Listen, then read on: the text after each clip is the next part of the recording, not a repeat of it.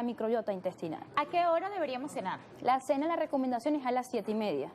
Es la recomendación con respecto a la hora de cenar. ¿Por qué? Porque nuestro cerebro tiene actividades durante el día que son distintas durante la noche. Si nosotros cenamos muy tarde, vamos a tener el cerebro activo, sobre todo con las funciones del sistema simpático, cuyas funciones son principalmente más relacionadas a los procesos de digestión, y no activamos el sistema parasimpático. Entonces sí es recomendable que la cena lo hagamos temprano. Con respecto a los otros factores que pueden afectar la microbiota intestinal, tenemos la inactividad física o el sedentarismo. Cuando no hacemos actividad física, afectamos parte de esa microbiota intestinal y a su vez eso conlleva a disminución de la función del sistema inmune.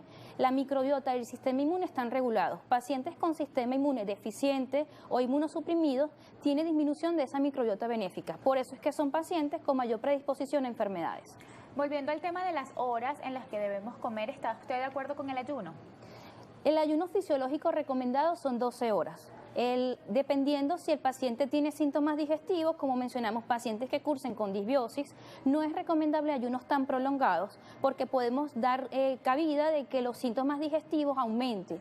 Entonces el paciente puede presentar mayores síntomas de acidez, reflujo gastroesofágico por los ayunos tan prolongados que estén realizando. En cuanto al tema del ejercicio físico que usted comentaba, ¿hay una hora en particular en donde debemos hacer ejercicio? Siempre recomiendo que el ejercicio sea después de comida, no en ayuna, sobre todo en aquellos pacientes con problemas digestivos, porque como estamos de una otra manera modulando esa microbiota intestinal, el paciente tiene cambios en su producción de neurotransmisores. Si hacemos ejercicio en ayuna, el paciente puede presentar debilidad, mareo y puede haber que el rendimiento no sea efectivo. Entonces sí es recomendable que sea después de la comida, esperando aproximadamente mínimo una hora para que no vaya a haber un problema de mala digestión por hacer ejercicio posterior a la comida. Si queremos saber cómo está nuestra microbiota, ¿cuáles son los exámenes que se realizan? Son exámenes especiales, no los hacen en todos los laboratorios, pero por ejemplo para el perfil de disbiosis, se llama perfil de disbiosis intestinal, es una muestra en S, es una muestra donde se da una especificidad para la recolección de la muestra y los resultados son obtenidos aproximadamente en 30 días. De igual forma, como estudiamos parte de la microbiota para ver si hay un balance o un desbalance en ella, están los estudios de sensibilidades alimentarias, porque cuando tenemos un intestino inflamado puede haber disminución en la digestión de ciertos alimentos. Entonces podemos consumir alimentos con trigo, con lácteos y puede pasar que tengas procesos inflamatorios. Se hacen estudios entonces de panel de alimentos para ver si tienes sensibilidad al gluten, que es la proteína de los cereales, sobre todo del trigo, a la caseína, que es la proteína de los lácteos, y si el paciente presenta estos síntomas, se excluye de la dieta estos alimentos para poder mejorar el síntoma digestivo. ¿Se excluye para siempre o es temporal mientras quizás el cuerpo se puede ir adaptando a pequeñas dosis? Bueno, va a depender del nivel de sensibilidad. Los pacientes con sensibilidades medias o bajas puede ser que en cierto periodo de tiempo se puede incluir de manera prolongada, de manera distanciada. Pero en aquellos pacientes con sensibilidades altas sí lo deben de retirar por más tiempo. Entonces va a depender de cómo vaya a ser la evolución del paciente. Importantísimo que las indicaciones o las pautas de alimentación en pacientes con disbiosis o sensibilidades alimentarias debe ser manejada por un profesional de la nutrición especialista en el área de microbiota para poder saber cómo restablecer parte de esa microbiota afectada.